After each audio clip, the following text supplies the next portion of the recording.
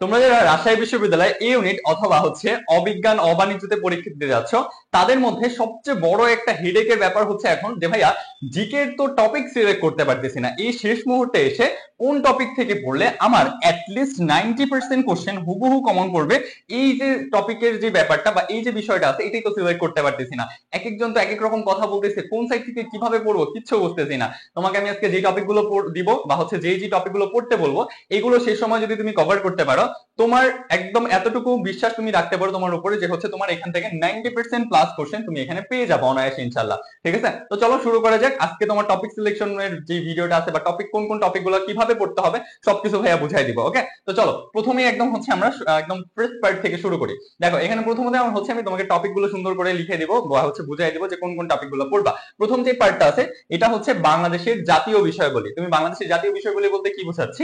বাংলাদেশের জাতীয় বিষয়গুলি বলতে ধরো হচ্ছে বাংলাদেশের সংবিধান কখন রচিত হয়েছে বা হচ্ছে পতাকা থেকে শুরু করে আরো যে বিষয়গুলো আছে বাংলাদেশের জাতীয় বিষয়গুলি বলতে কি তুমি যেই বই থেকেই পড়ো না কেন সেই বইতে বাংলাদেশের জাতীয় বিষয়গুলি গুলো পেয়ে যাবে। ঠিক আছে, জাতীয় তোমার হচ্ছে প্রতীকগুলো কিভাবে হচ্ছে কে কখন হচ্ছে ইয়া করছে, কোন সালে হয়েছে, বা হচ্ছে প্রতীকের যে বিষয়গুলো থাকে বা হচ্ছে আরো জাতীয় যে ন্যাশনাল যে বিষয়গুলো আছে তোমার এখান থেকে তুমি ওইটা দেখে নিবা। ঠিক আছে, তারপরে হচ্ছে দেখো আমি এখানে হচ্ছে ডাবল স্টার করে রাখছি। দেখো এখানে কিন্তু আমি স্টার করে করে তোমাকে হচ্ছে আরো ইম্পর্টেন্সটা যে হচ্ছে কোনটা ইম্পর্টেন্ট কতটুকু বেশি এটা বুঝাই দিচ্ছে। দেখো এখানে হচ্ছে সংবিধান আছে, সংবিধানে তোমার এখানে হচ্ছে সংবিধান থেকে এইখান থেকে একটা কোশ্চেন মাস্ট হবে। এরপরে হচ্ছে তোমার নদ নদী, দ্বীপ ও চর, তারপর হচ্ছে উপজাতি, এই পার্ট থেকেও তুমি 1+ কোশ্চেন পাবা। মানে হচ্ছে এখানে তোমার দুইটা কোশ্চেন আসার পসিবিলিটি আছে, একটার বেশি আসবে ইনশাল্লাহ, একটা বেশি আসার একটা পসিবিলিটি আছে এখান থেকে। আচ্ছা, তো চলো আমরা পরের পার্টটাতে যাবো। এর পরবর্তী সময় আছে আমাদের যে হচ্ছে জনপদ, এরপর আছে আমাদের জনপদ ও সভ্যতা। জনপদ ও সভ্যতা থেকে একটা কোশ্চেন আসার একটা পসিবিলিটি আছে।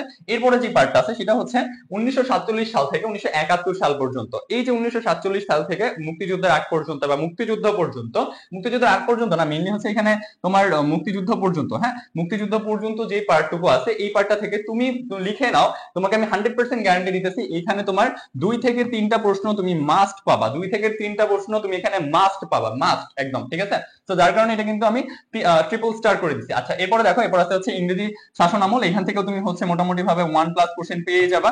তারপরে হচ্ছে দেখো মধ্যযুগীয় মুসলিম কবি ও হচ্ছে তাদের সাহিত্য, এই পার্টটাও তোমার দেখাটা জরুরি। আচ্ছা চলো আমরা নেক্সট পার্টে যাবো। এরপরে নেক্সট পার্টে আছে বিশ্বের বিভিন্ন দেশের রাজধানী, বিভিন্ন দেশের রাজধানী। আচ্ছা, এই রাজধানীটা পড়ার সময় বা হচ্ছে এই জিনিসটা পড়ার সময় একটা জিনিস একটু মাথায় রাখবা, রাজধানীটা যখন তুমি পড়তেছো তখন বাংলাদেশ বা হচ্ছে অন্যান্য দেশ বা হচ্ছে যে দেশগুলোতে, অন্যান্য দেশগুলোতে, বিশেষ করে শুধু আমাদের বাংলাদেশ না, অন্যান্য দেশগুলোতে হচ্ছে যখন যেই জিনিসটা আলোচনায় থাকে, যেই দেশটা আলোচনায় থাকে, ধরো ইউক্রেন রাশিয়া আলোচনায় আছে বা হচ্ছে ধরো হচ্ছে তোমার ফিলিস্তিন আলোচনা আছে, এরকম আলোচনায় যে দেশগুলো থাকে ওই দেশগুলোর রাজধানীটা জানাটা বা মুদ্রাগুলোর নাম জানাটা তোমার জন্য জরুরি। জিনিসটা একটু মানে টেকনিক্যাল বইতে পড়বে, সময় কম, সবকিছু পড়ার সময় নেই, এতগুলো দেশের তো তুমি পড়তে পারবে না, তাই না? এতগুলো দেশের তোমার পড়ার কোনো প্রয়োজনও নাই। তুমি কি করবা, যেই দেশগুলো এখন রিসেন্টলি সময় মানে রিসেন্টলি হচ্ছে ইয়াতে আছে, তর্কে আছে, বিতর্কে আছে বা হচ্ছে আলোচনা সমালোচনায় আছে, ওই দেশগুলাকে তুমি হচ্ছে তো ওই দেশের রাজধানীগুলা, মুদ্রাগুলা, এগুলো তুমি সুন্দর করে পড়বা। ঠিক আছে, তাহলে কিন্তু তোমার এখান থেকে খুব কম কম সময়ের ভিতরে তুমি শেষ করতে পারবা, ইভেন তোমার এখান থেকে হচ্ছে কমন পাওয়ারও পসিবিলিটি অনেক বেশি। আচ্ছা, এরপর আসো হচ্ছে সেকেন্ড স্টার মানে ডাবল স্টার করা আছে প্রণালী ও হচ্ছে দিবস।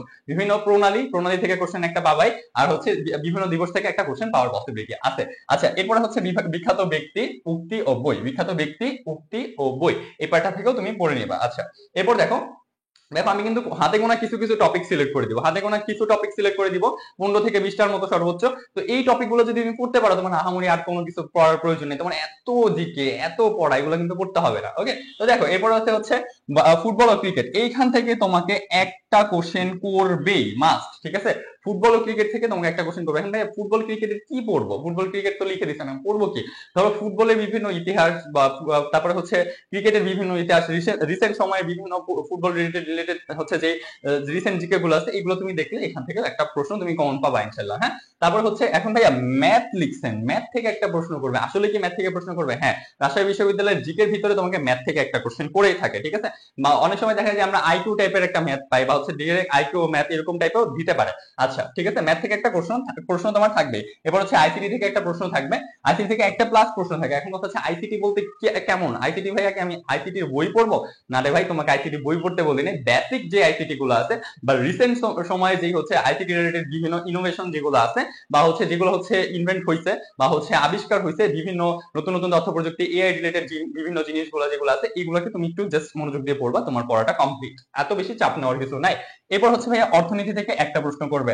এখন ভাই অর্থনীতি কি, আমি আমি তো পড়ছি সায়েন্স এতদিন পর্যন্ত, আমি তো পড়ছি ওই ওই কমার্সে, আমি কি অর্থনীতিকে পড়বো, অর্থনীতি বই পড়বো? না রে ভাই, তোমাকে আমি অর্থনীতি বই পড়তে বলি নাই। শোনো, এখানে অর্থনীতি বলতে বুঝাচ্ছি আমাদের বাংলাদেশের হচ্ছে ধরো জিডিপি, জিএনপি বলো বা হচ্ছে বিভিন্ন আমদানি রপ্তানি বলো বা হচ্ছে বাজেট, এই যে জিনিসগুলো, এইসব জিনিসগুলো যেগুলো আছে, এগুলো যদি তুমি পড়ো, এখান থেকে তুমি একটা প্লাস কোশ্চেন পেয়ে যাবা ইনশাল্লাহ। হ্যাঁ, এখান থেকে তুমি একটা প্লাস কোশ্চেন পেয়ে যাবা। আচ্ছা, তো চলো এর পরবর্তী পার্টে যাই। এর পরবর্তী পার্ট যেটা আছে, আচ্ছা এই পরবর্তী পার্টে যাওয়ার আগে একটা জিনিস বলি, সেটা হচ্ছে তোমার যদি মনে হয় যে ভাইয়া আমি এখন পর্যন্ত প্রিপারেশন গোছাতে পারি নাই, রাজশাহী ইউনিভার্সিটির এ ইউনিটের অথবা হচ্ছে বি ইউনিট অবাণিজ্য আর হচ্ছে সি ইউনিটের বিজ্ঞানের পরীক্ষা দিব, এই তিনটা যে কোনো একটা যদি তুমি পরীক্ষা দিতে চাও, তুমি হচ্ছে আমাদের যে পেইড ব্যাচটা রান করছে জাস্ট কিছুদিন হইলো, 2-3 দিন আগে যেটা শুরু হয়েছে, এই পেইড ব্যাচে এনরোল করে ফেলো। তোমার প্রিপারেশন গোছাতে যা যা প্রয়োজন ভাইয়া নিজে সেটা গুছাই দেবো ইনশাল্লাহ, কোনো রকমের প্রবলেম ছাড়াই। জাস্ট এখানে নক করে বলবা ভাইয়া আমি আপনার পেইড ব্যাচে এনরোল করতে চাচ্ছি, যেটা নতুন শুরু হয়েছে। ওকে, আর আমি একটা জিনিস বলে দিই, এখানে কিন্তু ডিসকাউন্ট আছে, তুমি এখন কিন্তু মাত্র 950 টাকায় ভর্তি হতে পারবা। ঠিক আছে, এখন কিন্তু এই 950 টাকায় শুধুমাত্র ভর্তি হয়ে যেতে পারবা। আচ্ছা যাই হোক, এই পার্ট নিয়ে আর কথা বলার কিছু নাই অ্যাকচুয়ালি। তো চলো এরপরে হচ্ছে পরবর্তী পার্ট দেখো।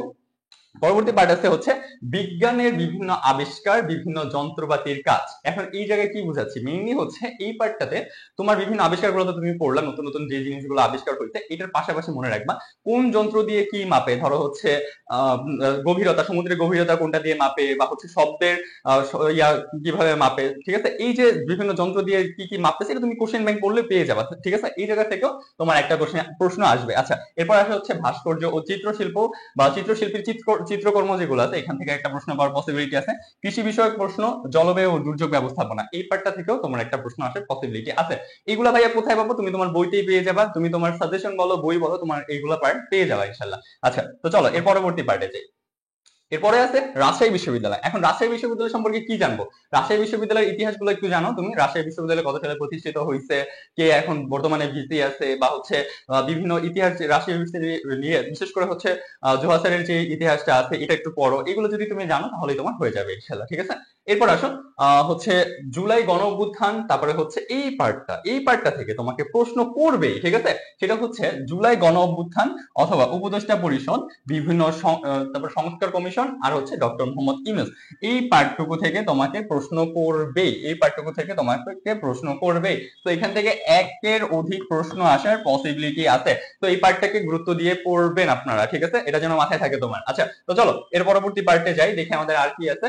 এরপরে জাতিসংঘ ও সংস্থা, জাতিসংঘটা পড়বা, জাতিসংঘের ইতিহাস, কিভাবে জাতিসংঘ গঠন হয়েছে, আগে জাতিপুঞ্জ ছিল, সেখান থেকে জাতিসংঘ কিভাবে আসলো, তারপরে হচ্ছে এই জাতিসংঘের বিভিন্ন সংস্থাগুলো বা হচ্ছে বিভিন্ন যে সংস্থাগুলো আছে, এই সংস্থাগুলো পড়বা। এখান থেকে তুমি 2টা কোশ্চেন পাওয়ার পসিবিলিটি আছে, এখান থেকে 2টা প্লাস না 2টা প্রশ্ন পাওয়ার পসিবিলিটি আছে। আচ্ছা, এরপর আসো, তারপরে হচ্ছে সমসাময়িক বিশ্ব। সমসাময়িক বিশ্ব বলতে বোঝাচ্ছি কি, রাশিয়ায় ইউক্রেনের যেই ঝামেলা চলতেছে বা হচ্ছে রাশিয়া ইউক্রেন নিয়ে যে যে তথ্যগুলো আছে এটা জানবা, তারপরে হচ্ছে ইসরায়েল আর ফিলিস্তিন নিয়ে যে সমস্যা চলতেছে এটা জানবা, নোবেল প্রাইজ নিয়ে জানবা, সাম্প্রতিক বাংলাদেশে কি কি চলতেছে, মানে অর্থাৎ তোমাকে রিসেন্ট জিকেটা একটু পড়তে হবে। তুমি এটা জুবাইর ক্যাপসুল থেকে পড়তে পারো, বা অথবা তুমি হচ্ছে কারেন্ট অ্যাফেয়ার্স থেকে পড়তে পারো, কারেন্ট অ্যাফেয়ার্স এর প্রথম 7-8 পেজ পড়তে পারো, অথবা জুবাইর জিকে পড়তে পারো, জুবাইর জিকে না, জুবাইর ক্যাপসুলটা পড়তে পারো। এই দুইটা থেকে যে কোনো একটা থেকে কমপ্লিট করলেই হবে, অথবা তুমি অন্য কোনোটা থেকে পড়লো, কোনো সমস্যা নেই, তুমি রিসেন্ট পার্টটা সুন্দর করে দেখে নিবা। তারপর হচ্ছে বিভিন্ন খেলাধুলা আর হচ্ছে এই পদক সমূহ। ঠিক আছে, বিভিন্ন পদক সমূহ, এই জায়গা থেকে তোমার হচ্ছে 2টা প্রশ্ন পাওয়ার পসিবিলিটি অনেক বেশি হাই। এখন রিসেন্ট থেকে কিন্তু প্রশ্ন এবার আসার বেশি